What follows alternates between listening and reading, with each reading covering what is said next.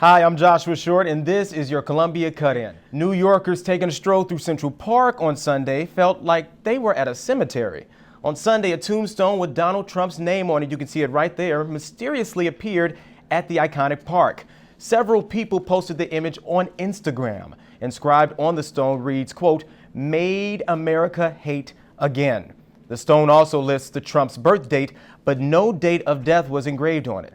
The park has since removed the stone. And as of right now, you can see it's cloudy skies at Buckingham Fountain, but this wasn't the case. For the last 3 days, we had some beautiful summer-like temperatures. The sun was out, but for the next 3 days, we're going to have some rain, some very important things happening, though, before that. We'll talk about it. But first, the pollen count. For those of you who have allergies like me, I think it's important to note that all of these yellow lows are really good news for us. And 59 at the lakefront with that lake breeze sweeping right off of Lake Michigan. 65 at Midway and O'Hare. Our airports are pretty pleasant as of right now. Tonight's temperature, 50 degrees, cloudy, no rain expected after around 7:30 or so. We'll just have that cloud cover. So if you're looking for the moon tonight, you may not be able to see it depending on how far inland you are. And now let's map out the 5-day. Here's the bad news. I'm sorry to tell you. Tuesday, we're expecting some rain later on today, as mentioned. 61 degrees there. 63 Wednesday and 63 Thursday. Again, the temperatures are nice, but then that rain is hitting us. But then this weekend, the sun is finally going to break out. 51 on Friday,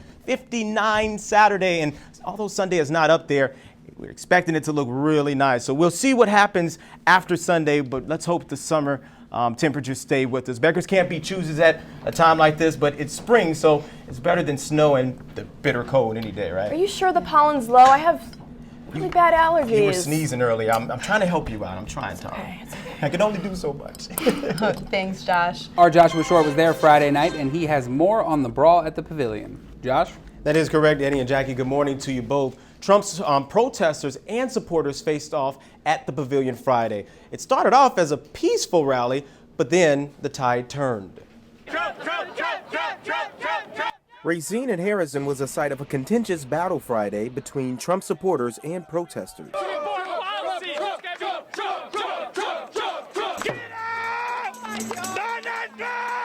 Over 20,000 people surrounded the UIC pavilion, awaiting Donald Trump's arrival and rally as part of his presidential campaign. Donald Trump! But the anticipation was overcome with anger after this announcement was made. Tonight's rally will be postponed until another day. Thank you very much for your attendance, and please go in peace. What started as a peaceful afternoon turned into an ugly evening in Chicago. The effects of the cancellation were immediately felt both inside the pavilion and out. Trump has made comments before regarding the use of violence at his rallies. You know, he's a guy who was swinging very loud and then started swinging at the audience. And you know what? The audience swung back. And I thought it was very, very appropriate. For safety purposes, Newsbeat, along with many other media entities, evacuated the grounds. What's going on? Supporters spoke about how they hoped this rally would help him gain traction and delegates in the Illinois primaries on March 15th. All these rallies are fantastic for him. It's why he's won the most states. It's why he's brought out, millions of new voters. It's because of these type of rallies. So, finally getting one in Chicago, very good thing for him. CBD says they did not contact the Trump camp regarding any safety concerns. Donald Trump claims Bernie Sanders sent protesters to his rally Friday to provoke his supporters. He returned to Illinois Sunday for a rally in Bloomington. And Eddie and Jackie, there are no reports of any major incidents from that rally. The United States Department confirms 2 more American deaths in last week's terrorist attacks in Brussels. That raises the death toll to 35. The couple, Justin and Stephanie Schultz, went to Brussels International Airport to drop off Stephanie's mother when the bombs went off, killing the two and injuring her mother. The couple, originally from Tennessee, moved to Brussels in 2014 for work. Chicago has a new police superintendent. His name is Eddie Johnson, and his appointment as interim comes with a bit of controversy. The Chicago Police Board announced 3 candidates just last week. Mayor Rahm Emanuel, however, took matters into his own hands by announcing this little-known veteran. Johnson is a 27-year veteran of the Chicago Police Department and currently serves as chief of patrol.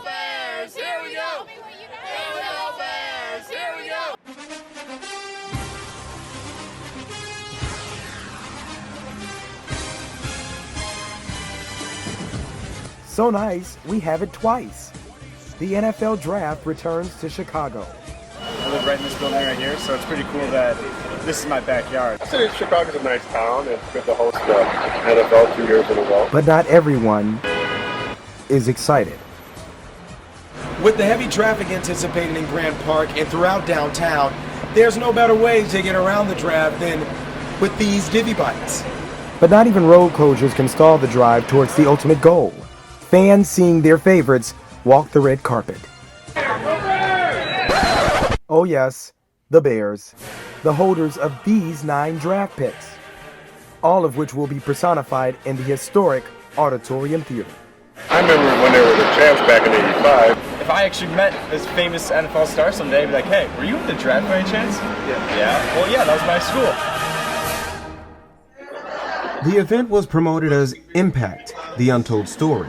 Well, Wednesday night's no-holds-barred conversation was, according to students, both informative and controversial. We have a tale of two cities. We have downtown, North Shore, and then we have the south and the west sides. Father Pfleger reflected on the 51 murders in January as an illness and gave his prognosis for the city. On life support. On life support. He also commented on many topics, including the city's political turmoil. Rwanda is probably the worst thing I've ever seen in all my life that's happened to politics in Chicago and Illinois. Thousands of people lost their jobs in the last 7 months. And even discussed national politics. When asked about the possibility of Donald Trump being president, his advice: move.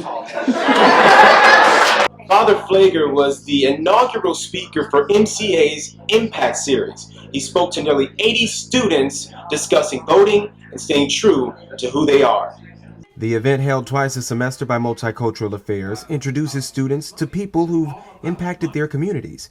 Father Pfleger hopes that this discussion can lead to others making a positive impact of their own. So don't sell out. Be true to yourself. Be true to your God. Be someone that changes the world and not fits in it. Joshua Short for Newsbeat. Oscar Sunday was highly anticipated for many reasons. From the big awards to special guests and performers, the show had been hyped for weeks. And leading up to the event, host Chris Rock stated he would address the lack of diversity, and he stayed true to his word. Well, I'm here at the Academy Awards, otherwise known as the White People's Choice Awards. Chris Rock held no punches regarding the lack of diversity at this year's Oscars. This following Jada Pinkett Smith calling for a boycott of the Oscars a month ago in this Facebook video. Let's let the Academy do them with all grace and love, and let's do us differently. This plea has resulted in social media trends, including the hashtag #OscarsSoWhite and even satirical memes. The lack of diversity is being felt even here locally at an art school, Columbia College. Students are hoping that the boycott on the Oscars will help bring this issue to center stage. The college hosted an event entitled Do Black Actors Matter with Empire star Jussie Smollett. His stance on the Oscars was two-sided. Let's realize how we have to just pull up, support each other, and that is the message that I got from Jada's video. I would rather talk about Black Lives Matter. I would rather talk about all the things that are affecting my community right now. According to Columbia's Cinema Arts Department website, there is only one faculty member who is African American, a blaring issue among students. But most of the teachers that I've had have always been white, either men or women, and I've only ever had one black teacher, and he only taught foundations courses. Rock even alluded to the years of the civil rights movement. Black people did not protest. Why? Because we had real things to protest at the time. You know, we're too busy being raped and lynched to care about who won Best Cinematographer. Rock's last swing in his monologue came with hope. We want opportunity. We want the black actors to get the same opportunities.